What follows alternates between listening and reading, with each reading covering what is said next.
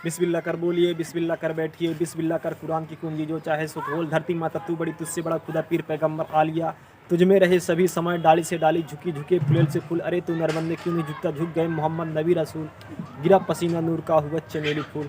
Hello दोस्तों, हमारे YouTube channel में आप सबका हार्दिक स्वागत है।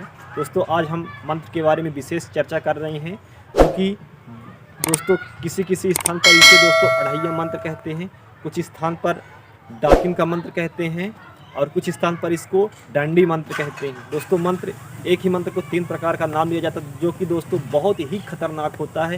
दोस्तों इस मंत्र को सीखना नहीं चाहिए लेकिन कुछ लोग इस मंत्र को स्त्री या पुरुष सीखते हैं। जो दोस्तों स्त्रियां सीखती हैं इस मंत्र को, वो किस तरीके का होता है।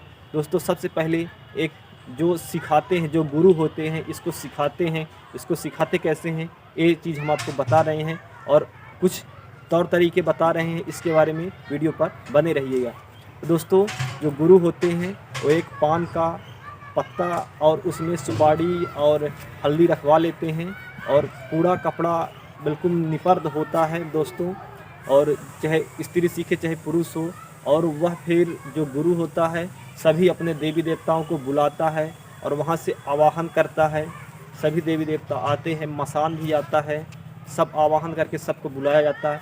फिर जो व्यक्ति सीखने वाला होता है उसको बोला जाता है कि तुम किसको देना चाहोगे, क्योंकि दोस्तों उसमें एक बलि लगती है, चाहे माता पिता हो, चाहे उसके शरीर का जो सीखता है उसके चाहे माता पिता हो, चाहे उसके शरीर का कोई सा अंग हो, चाहे उसकी कोख हो, जो स्त्री सीखती है उसकी चाहे कोख हो, चाहे उसका एक पहला उठा जो लड़का है वह हो, तो जो अपना कोख दे देती हैं तो उनके कोख में फिर लड़के बच्चे नहीं होते। और जो अपने शरीर का अंग देती है, चाहे हाथ दे चाहे पैर दे, और धीरे धीरे दोस्तों उससे चलते नहीं बनता, धचकना चालू हो जाता है।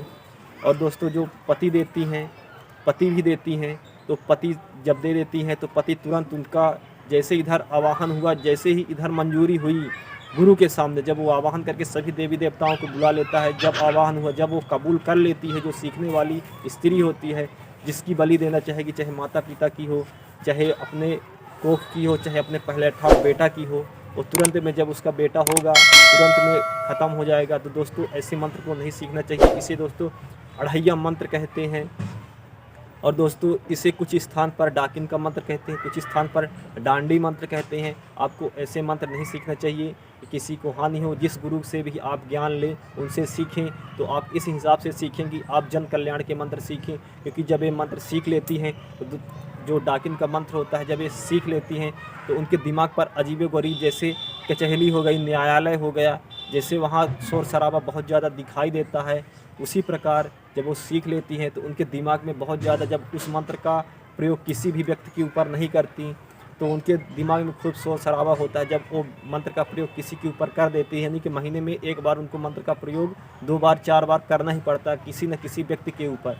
जब वो कर देती हैं उनमें दोस्तों तिथि रहती है, 30 दिन 40 दिन 50 दिन ऐसे करके तिथि रहती है। इतने दिन अगर मार दी किसी भी व्यक्ति को तो इतने दिन में उसकी तबीयत ख़राब हो जाएगी। धीरे धीरे धीरे धीरे वो ऐसा करके जब उसका दिन दे करके मारती हैं और उसका दिन पूरा हो जाता है, उतने दिन के बाद वह ख़त्म हो जाता है। और जब ये नहीं करती, अगर किसी भी व्यक्ति से बात कर रही हैं आमने सामने, तो जो उनके अंदर शरीर में जिनकी साधना करके रखती है, धीरे धीरे मंत्र सिखाया जाता है। और दोस्तों मंत्र जो होता है 2 लाइन या 4 लाइन का बहुत ज़्यादा मंत्र होता है, बहुत छोटा मंत्र होता है और बहुत ही खतरनाक मंत्र होता है।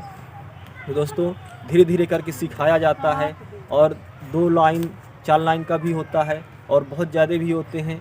ज़्यादातर दोस्तों इसमें 2 लाइन का ही मंत्र होता है, 2.5 लाइन का भी होता है, इसे अढ़ैया मंत्र ही कहते हैं। दोस्तों इतने खतरनाक होते हैं, किसी से सामने वाले से बात कर रहे हैं तो बात करते ही करते उसके जो सामने वाले का जो व्यक्ति है, वो सामने जब खड़ा रहेगा उसका कलेजा दिखाई देने लगता है, जिसने सिद्धि करके रखी है।